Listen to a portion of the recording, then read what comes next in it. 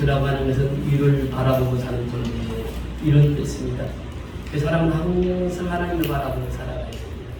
하나님을 사랑하고 살아가야 됩니다. 이것이 하나님이 인간을 지으신 목적이에요. 그래서 다윗은 그렇게 고백합니다. 나의 힘이 되신 여호와여, 내가 주를 사랑합니다. 주는 나의 반석이시며 나의 요새시라. 주는 나를 건지시는 나의 주, 나의 하나님, 나의 피할 바이시오, 나의 방패시라. 나의 하나님, 구원의 뿌리시오, 나의 산성이라. 나의 하나님, 그는 나의 여호와, 나의 구세주. 이렇게 고백하고 있습니다. 그렇습니다. 우리 하나님은 나의 구세주가 되십니다. 우리 하나님은 나의 창조주가 되십니다. 우리 하나님은 나를 구덩이에서 건지시는 구원자이십니다. 그래서 그 하나님을 찬양하고 살아가는 것입니다. 그래서 이것을 어떻게 우리가 깨달을 수 있습니까? 오늘 시편 18편 1절 2절을 통해서 사도 다윗이 고백했던 것처럼 말씀을 의지해서 우리는 하나님이 나를 사랑하신다고 하는 것을 내가 깨닫게 되는 것이고, 우리는 말씀을 따라 우리는 하나님을 사랑해야 되는 줄 믿습니다. 말씀은 영의 양식이고, 영의 양식을 먹는 자가 하나님을 사랑하는 자고, 영의 양식을 통해서 우리는 날마다 하나님 앞에 더 가까이 나가게 되는 줄 믿습니다. 이 스데반이라고 하는 집사님이 있었습니다. 스데반의 집사에 대해서 우리가 몇 주 동안 같이 말씀을 나눴는데, 스데반은 말씀이 충만한 자였습니다. 그래서 그 입만 열면 하나님의 말씀이 그 심령 속에서부터 입으로 흘러나오는 것입니다. 우리가 말씀이 충만하다고 하는 것은 무엇입니까? 내 마음속에 말씀을 가득 차 있다고 하는 것이에요. 그래서 우리가 어떤 사건을 만났을 때 그 사건을 보는 것이 아니라 말씀 안에서 그 사건을 찾아서 그 사건을 해결하는 겁니다. 이것이 뭐냐면 말씀이 충만한 자의 삶이에요. 말씀이 없으면 어떻게 됩니까? 세상 방법을 동원하게 되는 것입니다. 그런데 말씀이 충만한 자들은 항상 하나님의 뜻을 말씀 안에서 깨닫고 하나님 뜻대로 살아갑니다. 스데반이 그렇게 살았습니다. 정말 말씀 중심으로 살아갔습니다. 그래서 입만 열면 복음이 나왔어요. 아브라함부터 시작해서 요셉, 모세, 그러면서 이 복음이 흘러넘쳐서 다윗, 그리고 이 이스라엘의 역사를 쭉 소개하면서 믿음의 선진들을 소개하면서 이제 당신들은 목이 곧은 사람이요, 당신들은 교만한 사람이요, 당신들은 하나님이 보내신 하나님의 아들 예수 그리스도를 십자가에 못 박은 자들이요 하고 그들을 책망했던 것입니다. 그래서 이 스데반은 이 순교의 제물이 된 것이죠. 이 지난 시간에 우리가 말씀을 보면 그들이 이 말을 듣고 이렇게 표현합니다. 이 말을 듣고 마음에 찔린 이를 그를 향하여 이를 갈거늘 이렇게 표현하고 있습니다. 율법주의자들, 그 율법을 사랑하는 자들은 그렇게 생각을 하고 있었습니다. 스데반이 지금 이제 율법을 강론하지 않고 예수를 증거하니까, 율법을 강론할 때는 그들이 잠잠히 있었지만 예수를 당신들이 죽였고 예수님을 당신들이 십자가에 못 박았습니다, 이렇게 얘기했을 때는 그들이 이를 갈았다 이렇게 표현합니다. 자기 잘못을 모릅니다. 율법주의자의 특징이 바로 그것이지요. 선악과 중심으로 살아갑니다. 그게 율법주의자들은 항상 자기가 중심이 되어서 살아갑니다.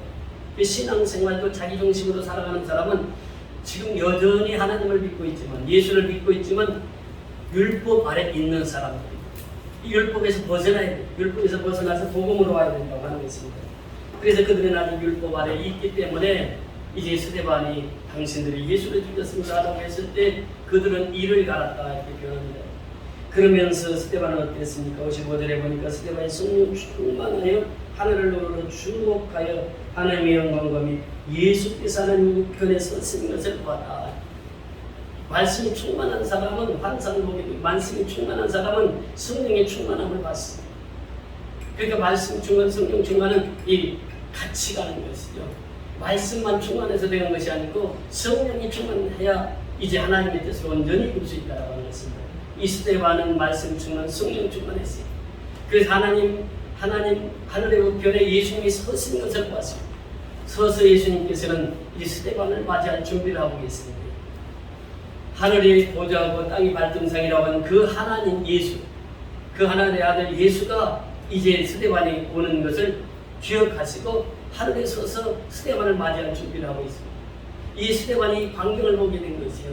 아, 예수님께서 나를 맞이할 준비를 하고 계시는구나. 그때부터 스데반은 다 담대해집니다. 그러니까 말씀 충만, 성령 충만의 인생은 담대하게 살아가는 비결이 돼요. 그 스데반이 그 말씀이 충만하고 성령 충만했을 때 예수님께서 하나님 우편에 서신 것을 보고 말하되 하늘이 열리고 인자가 하나님 우편에 서신 것을 보노라 한데 그들이 큰 소리를 지르며 귀를 막고 일제히 그에게 달려들어 성 밖으로 내치고 돌로 7세 증인의 옷을 벗어 사울이라 하는 청년의 발 앞에 두니라. 이 사울이라는 청년의 발 앞에 두니라. 사울이 어떤 자였습니까? 사울은 원래 예루살렘에서 성장을 했고 출생기는 다소입니다. 다소에서 출생해서 예루살렘에서 자라면서 그 당시 최고의 학문인 가마리엘 문화생이었습니다. 학식으로 최고의 학문을 자랑하는 그런 사울이었습니다. 그 사울은 이제 그 가마리엘 문화생으로 있으면서 양심적이고 정직했습니다. 학문을 많이 배웠고 그래서 양심적이고 정직했어요. 그러면서 그는 고백하기를 율법에는 흠이 없는 자라고 했습니다. 율법을 지키려고 그렇게 애쓰고 힘썼던 자가 사울입니다. 그 율법에는 흠이 없는 자라 이렇게 말합니다. 그렇기 때문에 그는 불협에 타협을 하지 않습니다. 자기 나름대로 최선의 정직한 사람으로 살아갔던 것이죠. 그런데 그가 앞장서서 스데반을 죽입니다. 그런데 스데반을 죽이고 그 스데반의 시체를 바울의 발 앞에, 사울의 발 앞에 놓게 됩니다. 여기서 우리에게 무엇을 말씀하시느냐 하면은 인생은요, 선악과에서 벗어나야 된다고 하고 있습니다. 아무리 세상 지식이 많고 또 율법을 아무리 많이 알고 있다 할지라도 복음을 깨닫지 못하면 사울이 스데반을 죽인 것처럼 그 복음을 가진 자들을 죽이는 것입니다. 율법으로는 또 선악과로서는 우리가 하나님의 뜻을 따를 수 없다고 하는 것이에요. 그러니까 우리가 여기서 핵심은 뭐냐? 사울이 그러한 율법에 흠이 없는 자였지만 스데반을 도로 치는 데 앞장섰던 것은 예수를 만나지 못했기 때문이에요. 예수를 들어서 알기는 압니다. 그러나 메시아로 믿지 못하고 하나님의 아들을 믿지 못하는 사울.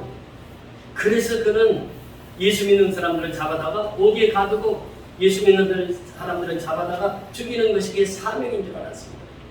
그래서 그는 그 율법에 열심 있는 자로 살아갔던 것이죠. 바리새파였습니다. 그러니까 율법을 주장하는 그 열심 있는 그 사울이 스데반을 죽었을 때에 그 죽음에 대해서 어떻게 받아들이고 있습니까? 오늘 보니까 8장 1절에 보면 사울은 그가 죽임 당함을 마땅히 여기더라.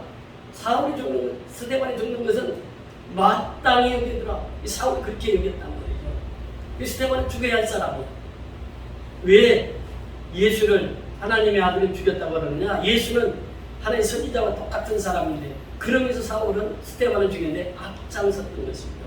죽였을 뿐만 아닙니다.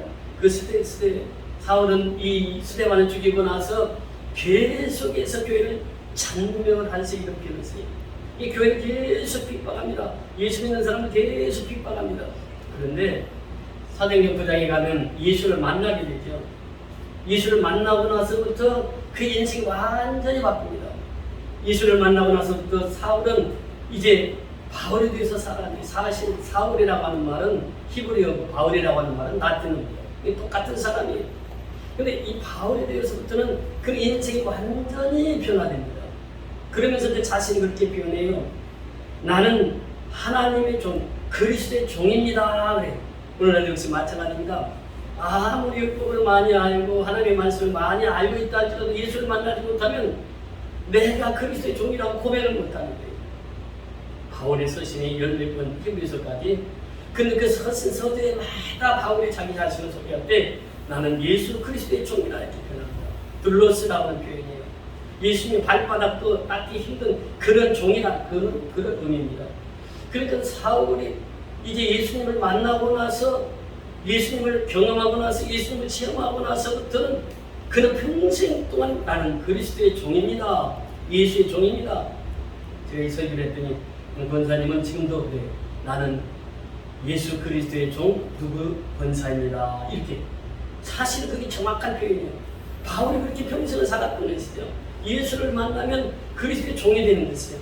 예수를 만나면 그 고백을 그렇게 시작합니다. 복음에 나는 채무자입니다. 복음의 빚진 자입니다.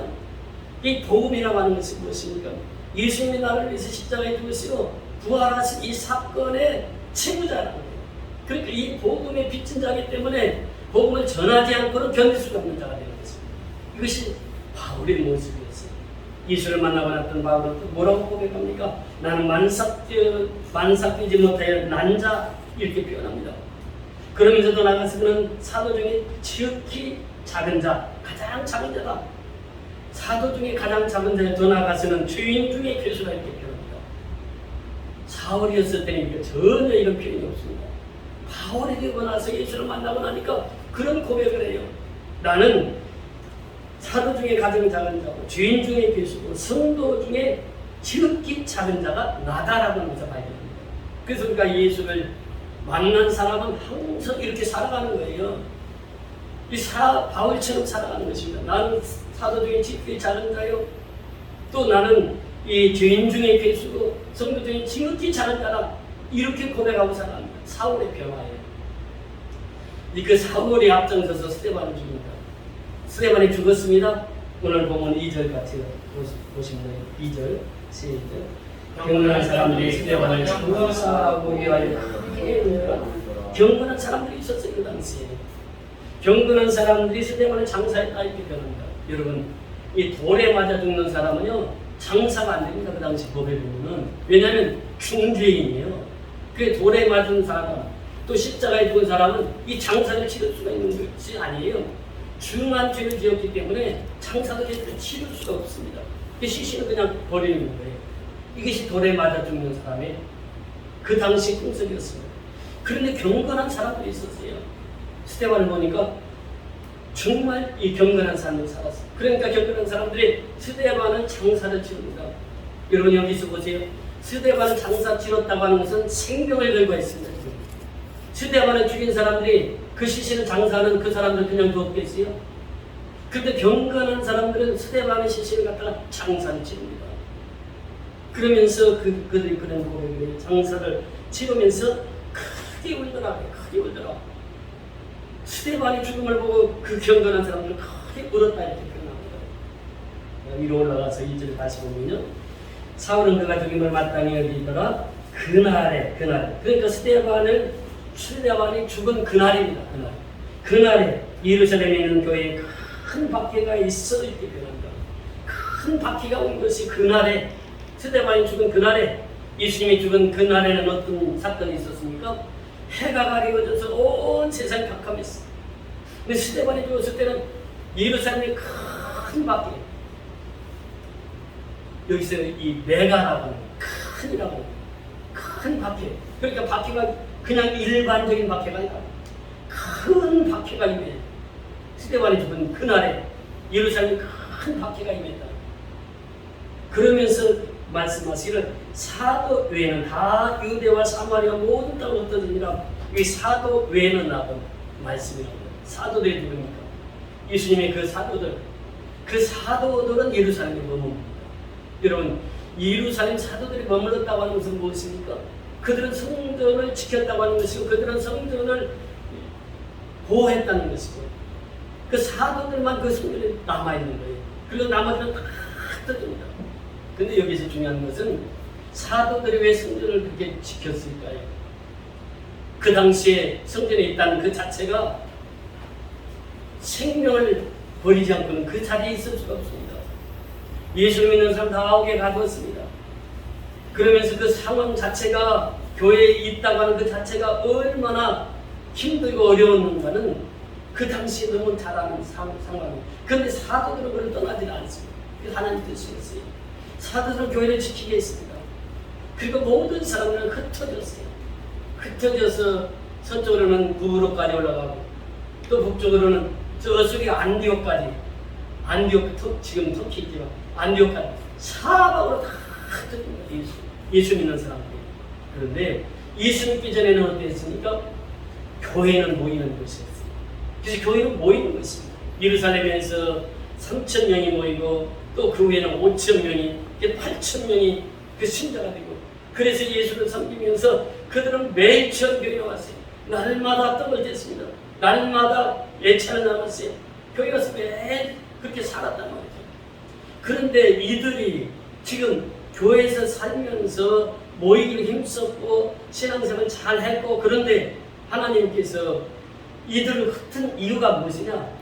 교회라고 하는 것은 모이는 교회가 있는가 하면 흩어지는 교회가 있다고 하는 것이에요.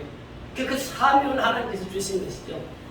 모이는 교회에서 이제는 흩어지는 교회가 되어야 된다고 하는 것이에요. 이것은 이미 하나님께서 사도 바울을 통해서, 사도 베드로를 통해서 말씀하십니다. 우리가 잘 아는 사도행전 1장 8절에 보면 오직 성령이 너에게 임하시면 너희가 권능을 받고 예루살렘과 온 유대와 사마리아와 땅끝까지 이르러 내 증인이라. 이것이 사도행전의 눈이라고 제가 항상 말씀을 드렸는데, 사도행전의 가장 중요한 구절은 사도행전 1장 8절입니다.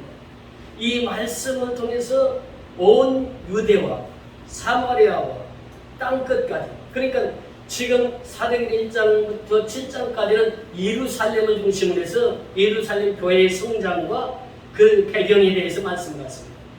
그리고 이제 사도행전 8장에 넘어서면 흩어지면서 어디로 가느냐? 온 유대와 사마리아와 저 안디옥까지 가게 되는 것이죠. 그러면서 13장부터 이 8장부터 12장까지가 그 사건이고 13장부터 마지막 28장까지가 땅끝까지 가서 복음을 전파하는 내용이 사도행전 1장 8절에서 언급한 대로 그대로 이루어지는 현장이에요.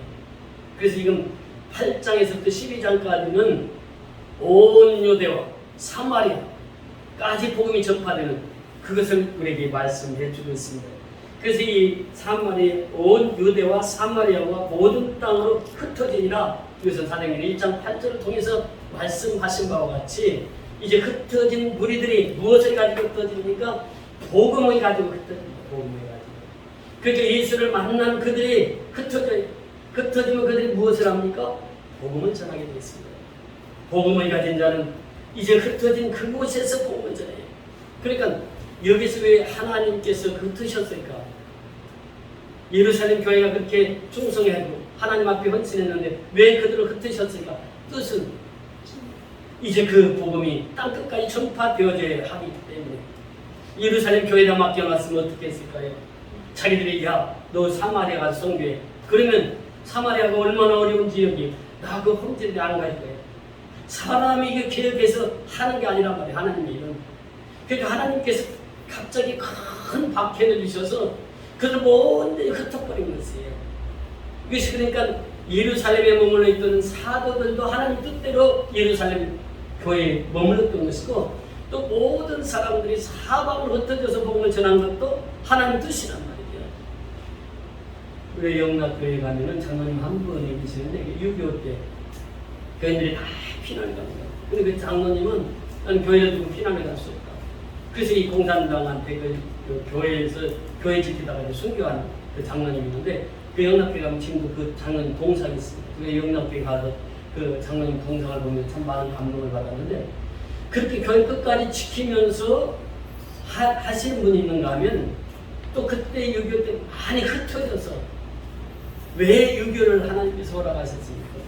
평양에 있는 믿는 사람들을 다 보내서 그 당시 북한에 예수 잘 믿는 사람들이 그때 많이 들어왔단 말이에요. 이 남대문 상권도 보면은 북한 사람들이 참 많습니다. 그분들이 오셔서 생명의 복음을 전하는데, 지금도 보면은 그 평양 노예가 있고 함남 노예가 있고 그럽니다. 그쪽에서 내려와서 이 복음이 전파돼요. 그러니까 북한에서 그 복음을 들고 6.25 때 이 나라에 복음을 전파하셨어요. 그것도 어찌 보면 하나님께서 이 전쟁을 통해서 이 땅에 복음이 들어오기 위해서. 그러니까 지금 이 모든 땅을 흩어졌다고 하는 것은 이게 하나님의 뜻이었단 말이죠. 그래서 그 모든 땅을 흩어져서 복음을 증거했다고 하는 것입니다. 그런데 이 복음을 증거할 때마다 어떤 역사가 있었습니까? 우리가 오늘 3절에 보면 사울이 교회를 잔멸할세라고 나옵니다. 이 잔멸하다고 하는 것은 완전히 파괴하다, 없애버리다 이런 뜻입니다. 이 원문에 보면 재밌는 표현을 하고 있는데, 이 산에 사는 멧돼지가 이 포도원에 와서 포도원을 포도를 먹으니까 너무 맛있어. 그러니까 포도를 완전히 다 뒤집어 놓는 거예요. 완전히 흩어놓는 그런 상태를 말하고 있습니다. 이 잔멸할세. 근데 이거 자세히 보세요. 잔멸할세 각 집에 들어가 있게 되는 거예요. 예루살렘 교회가 성도는 많았지만 힘이 없었어요. 재력이 별로 없었습니다. 그래서 예루살렘 교회를 어느 교회가 덮습니까? 안디옥 교회에서 복음을 해가지고 예루살렘 교회를 도왔어요. 다 집에서, 그리고 핍박이 너무 심해서 예루살렘, 그러니까 집에서 가정교회를 드렸다, 가정교회 예배를 드렸단 말이죠. 사울이 이 사람들을 집집마다 예수 믿는 집을 다 알아. 그래 가가지고 다 잡아가지고 이 사람들 오게 넣고 이 사람들 죽이고, 이게 사울이 했던 일입니다. 심지어는 다메섹이라고 하면서 예루살렘에서 240km가 떨어져 있어요. 그 당시 240km, 우리나라에 지금 240km, 여기서 대전거리 되나요? 얼마 안 되는 거지. 우리가 차가 만 2시간이면 가잖아요. 그 당시 차가 있습니까? 마차가 있습니까? 걸어서 가야 돼요. 걸어서 예루살렘에서부터 다메섹까지 간 거예요. 다메섹까지. 뭐하러? 예수 믿는 사람 새끼들 다 죽이려고, 감옥에 가두려고. 이것이 사울이 했던 일이에요. 그러니까 우리가 오늘날도 역시 마찬가지입니다. 성경을 많이 안다고 해서 중요한 것이 아니고, 성경 속에 있는 예수를 만나지 못하면 이 사울이 된다고. 사울이. 지식은 많아요. 아는 건 많아요. 그런데 성령에 충만하지 못하면 지식 가지고는 연합이 되지 않습니다. 연합이라고 하는 것은 뭐예요? 예수를 만나야, 예수 생명을 얻어야만이 연합이 되는 것이에요. 우리가 남자와 여자가 살다 보면은 결혼기가 되면 결혼하게 됩니다. 결혼을 하게 되면 아기를 낳아요. 생명을 낳아요. 그 생명이라고 하는 것은, 생명의 연합이라고 하는 것은 남자와 여자가 결혼해서 생명을 낳으면 연합이 되는 거죠. 그런데 그렇다고 해서 남자가 여자가 되고 여자가 남자가 되지 않습니다. 그대로 있어요. 그러니까 우리가 예수의 생명의 연합은 뭐냐? 내가 예수와 함께 죽었다고 해도 나는 그대로 있는 거예요. 그런데 예수의 피로 하나로 만드는 거예요. 이것이 연합입니다. 그러니까 생명의 연합이라고 하는 것은 생명을 가진 자는 다 연합이 돼요. 예수 믿는 사람, 미얀마 사람도, 미국 사람도, 러시아 사람도, 중국 사람도 다 하나예요. 예수의 피로 하나가 되는 거예요. 사람은 다 달라요. 흑인이 있고, 백인이 있고, 동양인이 있고. 그러나 예수 믿으면 다 하나가 되는 거예요. 이게 생명의 연합입니다. 그런데 지식 세계는 연합이 되지 않더란 말이에요. 사울을 보세요. 사울이 얼마나 지식이 충만했어요. 율법에 대해서 흠이 없는 자라고 고백하고 있습니다. 구약 성경을 달달 외우고 있었던 사람이 그럼에도 불구하고 연합이 되지 않아요. 왜? 지식으로는 연합이 안 돼요.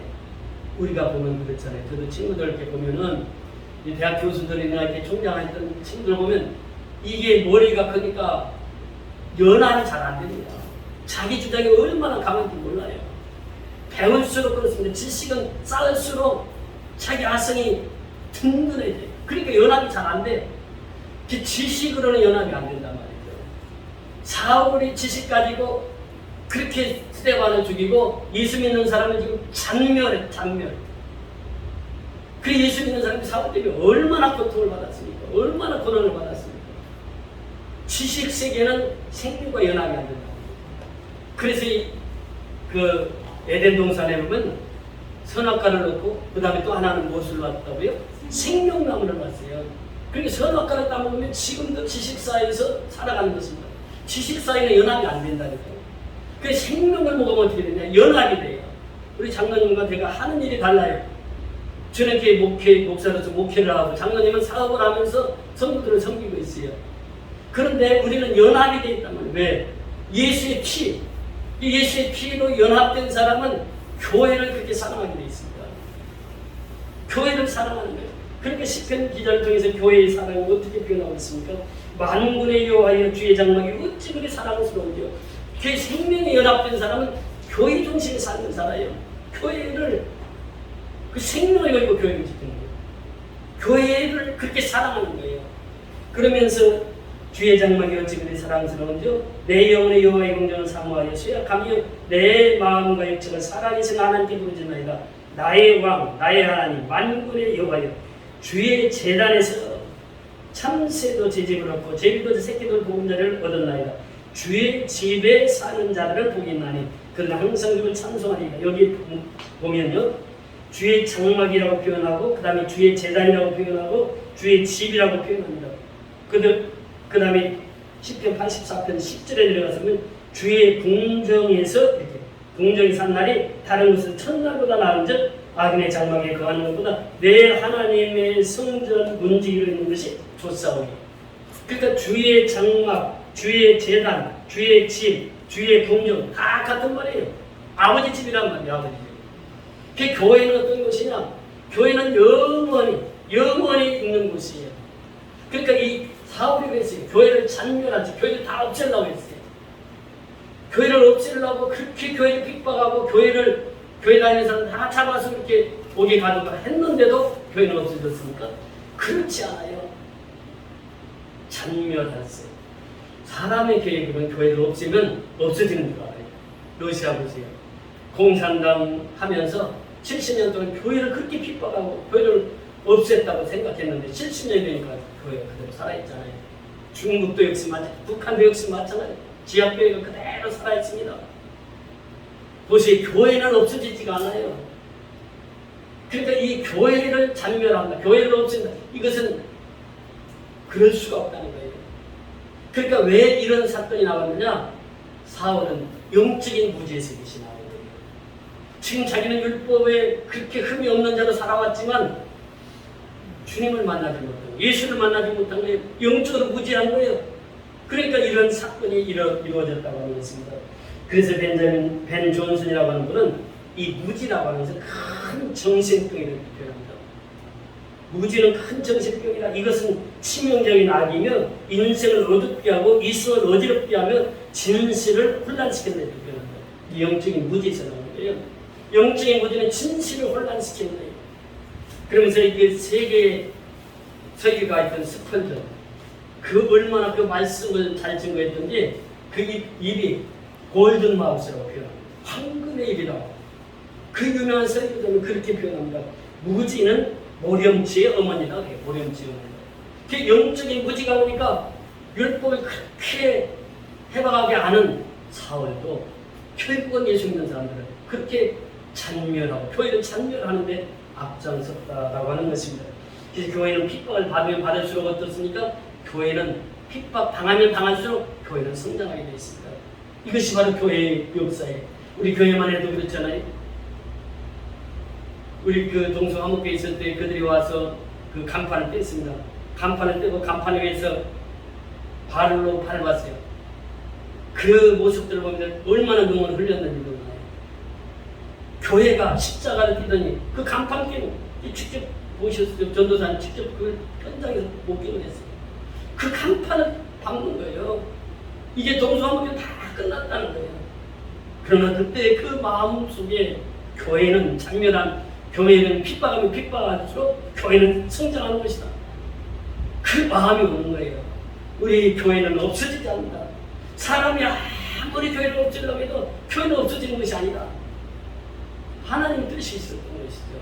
왜 그렇게 우리가 거기서 핍박을 받고 이곳에 오게 하셨는지 지금 와서 보니까 이해가 되잖아요. 지금 우리 보세요. 우리가 지금 30명이 300명 미얀마 성도들을 섬기고 있는데 이것이 계산적으로 가능한 것이냐라고 하는 거예요. 전혀 불가능한 것이. 그런데 그것을 행하고 있잖아요. 하나님께서 그 일을 우리에게 맡겨주셨잖아요. 거기 안 나와서 보세요. 어떻게 미얀마를 섬겨할 수 있습니까? 불가능한 일이에요. 그런데 하나님께서는 그곳을 떠나게 하기 위해서 재판에서 지게 하시고 우리가 강제로 쫓겨나오게 된 거예요. 사실 그때요, 그 강제 집행한다고 해가지고 어떤 분이 그러더라고요. 사람이 있으면은 그걸 못 한대요. 그래서 2주 동안 24시간을 지켰습니다. 하여튼 밥 먹는 시간을 빼고 계속 저녁에 잠을 자는데요. 그 종원이 그 친구, 이 친구 밤에 문을 싹 열거든요. 그 강대성이 자고 있는데 얼마나 놀랐는데요. 덩치가 그래서 나중에는 그 문 못 열게 큰 나무로 걸어잡고 그러고 2주 동안을 있었는데 어찌 보면 그때가 가장 행복한 시간이었어요. 너무 두려웠어요. 혼자 이렇게 계속 밤에 교회에서 지키면서.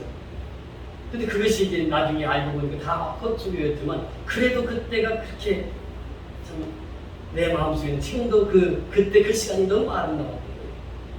보세요. 미얀마의 성도들이, 지교의 성도들이 300명인데 우리 30명의 식구들이 그들을 먹이며 그들을 이제 가장 어려운 지금 상황 속에서도 지난주에 쌀이 가고 그래서 지금 사랑의 쌀을 나누면서 그들을 좀 돌보고 있는데 지난주에 연락이 왔어요. 양군의 700명이 지금 코로나로 인해서 죽었다는 거예요. 근데 그 죽은 이유가 뭐냐면 산소통이 없다는 거예요. 산소통이 없다는 거예요. 그 산소가 이제 없어가지고 태국에서 수입해가지고 왔는데 턱없이 부족하다는 거예요. 또 구테타군들이 그걸 허락지를 않는다는 거예요.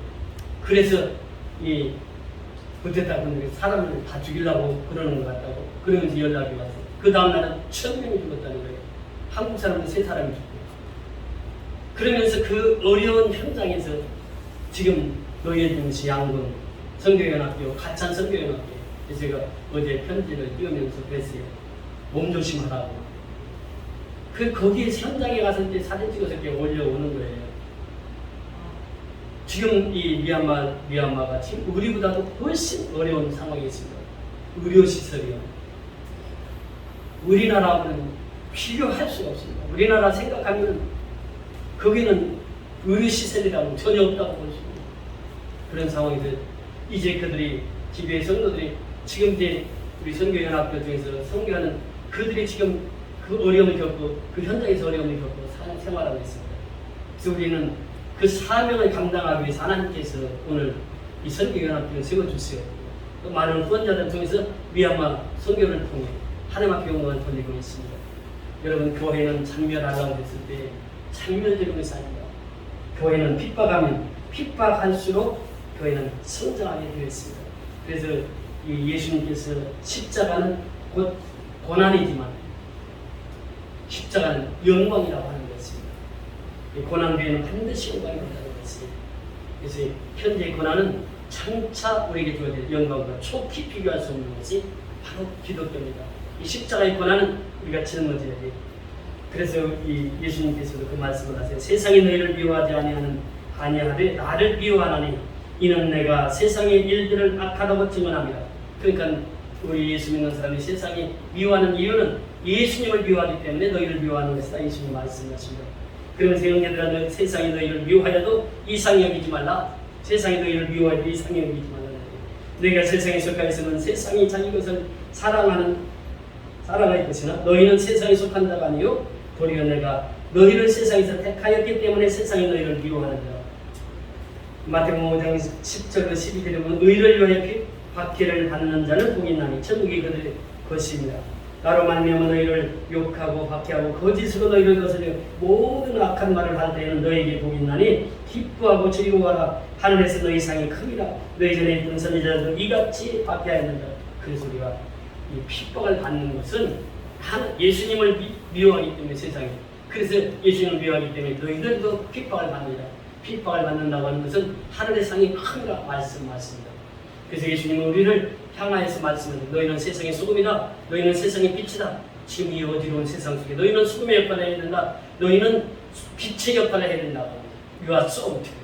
너희는 소금이 되었다. You are light. 너희는 빛이 되었다. 지금 너는 소금이 될 것이다. 너는 빛이 될 것이다. 이게 아니라는 거예요. 너희는 소금이라는 거예요. 소금은 어떻습니까? 마칠 낼 때는 녹아져야지 맛이 나요. 음식할 때 소금 넣으면 어떻습니까? 소금이 다 녹아져야 맛이 나는 거예요. 녹아져야 돼요. 빛은 어떻습니까? 빛도 역시 마찬가지입니다.